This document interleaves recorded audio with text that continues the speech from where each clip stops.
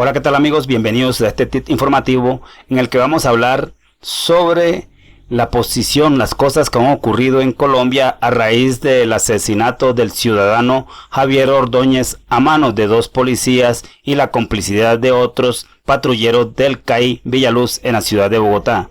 La férrea defensa que hizo el senador de la Colombia Humana a los jóvenes en el país, a quienes señalan desde otros medios de comunicación como vándalos y de estar al servicio de los grupos al margen de la ley, en este caso las llamadas disidencias de las FARC o el ELN.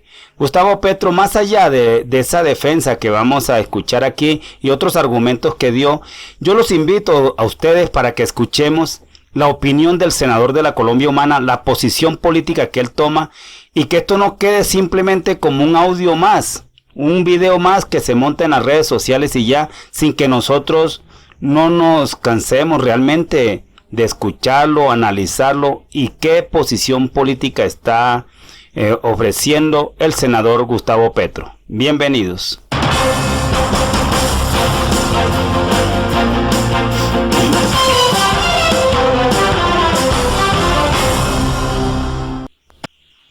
Por ahí escuchamos o escuché así someramente de que la fiscalía había ordenado ya la captura de los dos patrulleros que aparecen en primera instancia en el asesinato de Javier Ordóñez y que los están buscando, creo que alcancé sin escuchar en el contexto de la noticia.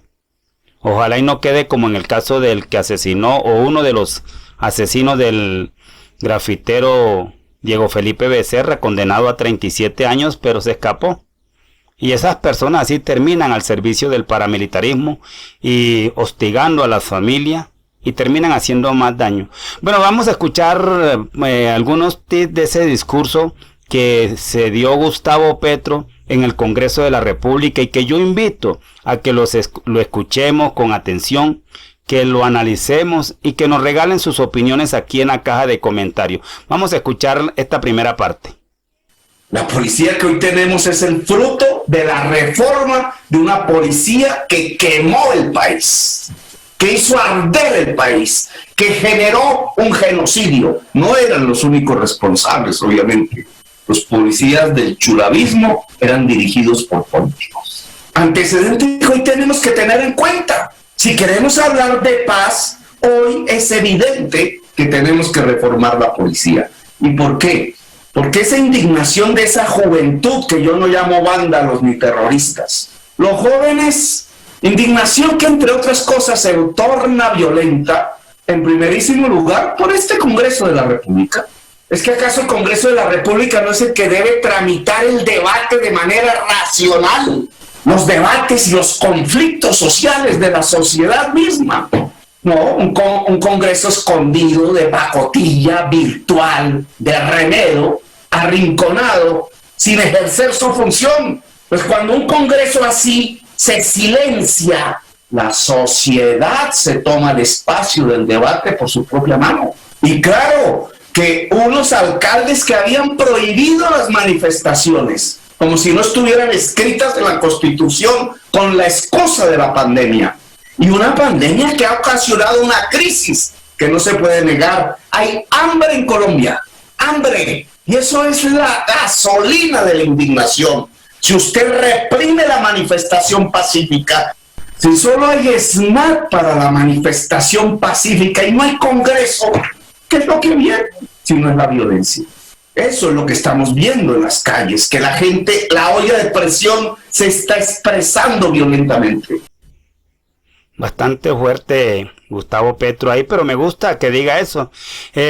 Dice, pide reformar la policía y responsabiliza al Congreso de la rebeldía de los jóvenes, porque el Congreso no funciona. Y ojalá muchos analicemos eso, que realmente tenemos un Congreso de la República ocupado por personas que están al servicio de X o Y gamonal de la política, que no tienen votos, simplemente tienen dinero y compromisos con el narcotráfico para comprar votos, legislar en favor del narcotráfico, mientras nos distraen a los colombianos con un cuento de que estamos combatiendo el narcotráfico, cuando realmente están combatiendo carteles que son la competencia de un estado traqueto.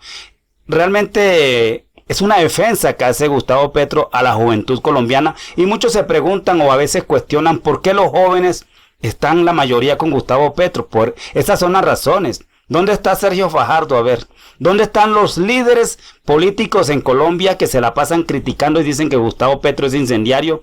Porque se pone del lado de la juventud, porque no acepta que se diga que los jóvenes son vándalos y que fueron los responsables de todo el caos que ocurrió en la capital colombiana y en otras ciudades del país. Y sí, tiene razón también cuando dice que se ha prohibido, muchos alcaldes han intentado, incluso Claudia López ha intentado prohibir la manifestación popular con el cuento de la pandemia, pero sí se les ve bien cuando esos buses de Transmilenio van hasta el Tache, mejor dicho, van hasta el Copete, y también cuando han hecho esos los días esos que para favorecer al comercio empresarial, cuando sacan a la gente a la calle a comprar, cuando ahí sí no hay contagio. No, realmente una posición muy clara del exalcalde de Bogotá y es candidato a la presidencia. Y sí, la represión, la única solución del Estado siempre ha sido el SMAT, y por eso ha sido muy claro Gustavo Petro. De verdad, yo invito a que escuchemos estas intervenciones, porque ha sido una de las mejores intervenciones que yo le he escuchado a Gustavo Petro, bien precisa y concisa, en el Congreso de la República, quienes dijo que eran de pacotilla sus colegas, y creo que no les dijo nada distinto a lo que todos pensamos. Vamos a seguir escuchando esta otra parte de el senador de la Colombia Humana. El CAI y la olla en el barrio. ¿Por qué los CAIs?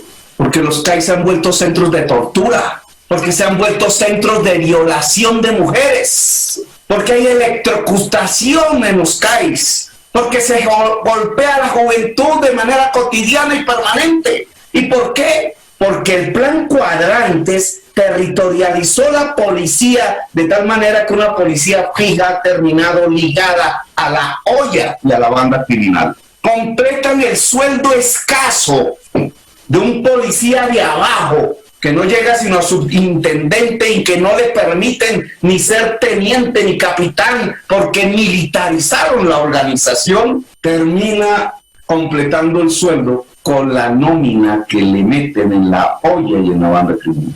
Y por eso se han vuelto centros de tortura. Y por eso hay una juventud que, sabiendo lo que pasa, la violación de las niñas, reacciona con indignación. Son las palabras de Gustavo Petro, y no es mentira cuando él habla de la territorialización de la policía. Mire, un patrullero que estaba a cargo de mi seguridad en una ocasión, recién ingresado a la policía, él me decía: señor Nelson, el sueldo mío es de 1.300.000, 1.200.000, eso no hace mucho. Con el poder que tiene un policía, ese sueldo prácticamente es paupérrimo y lo aprovechan las bandas de narcotraficantes para ponerlos bajo el control. Y cuando Petro dice que la territorialización de los plan cuadrantes es verdad, a cada policía le entregan su zona, ese es un feudalismo. O sea, le entregan, usted se hace cargo de este es su cuadrante y ahí dura su tiempo. Y este policía va conociendo la situación que ahí se vive y prácticamente se pone al servicio del traqueto, al servicio de la olla, cobran el impuesto. Ellos terminan incluso poniendo a los jóvenes al servicio.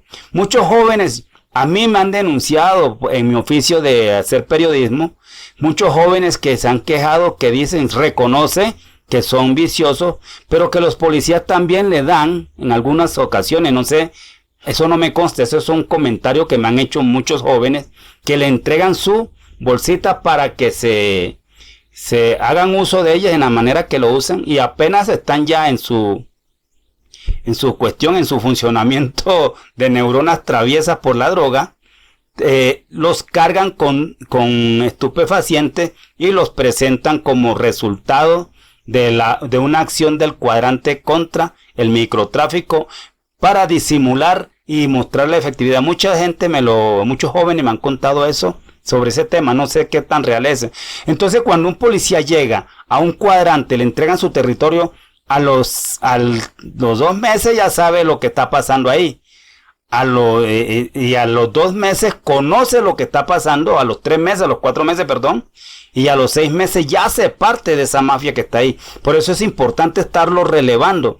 Entonces, cuando Petro propone eso, que eso ha aumentado, el traquetismo en la policía, es porque ya ellos tienen un control de una zona, conocen todo, y le queda más fácil la negociación del policía con el traqueto del sector o del cuadrante. Vamos a seguir escuchando lo que dijo Gustavo Petro, que además hace sus propuestas, que mucha gente dice, Petro dice y nunca propone nada. No, lo que pasa es que el Congreso, la gran mayoría, está bajo el control de todo ese traquetismo oficial. Escuchemos aquí a Gustavo Petro.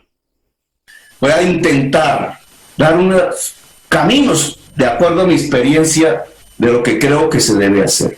El plan cuadrante no debe seguir más. En Bogotá se necesita una seguridad en los flujos de la población, no a través de la territorialización de la policía. La visión militar de la policía no debe seguir más. Senador Macías, en ningún país del mundo, en ningún país democrático, la policía es militar. Es civil, y por tanto, al ser civil, debe ser controlable por la justicia ordinaria y por la ciudadanía. Y eso es lo que haría que un policía de base pueda acceder a cualquier rango de la policía, hasta ser general. Y eso es lo que haría que un policía pudiera tener carrera policial cimentada sobre la honorabilidad al servicio de la ciudadanía. Claro que la reforma de la policía es indispensable hoy. Y creo que el Congreso de la República debería centrar su tarea en la reforma del Código de Policía y en la reforma de la estructura de la policía para que quede al servicio de los derechos y las libertades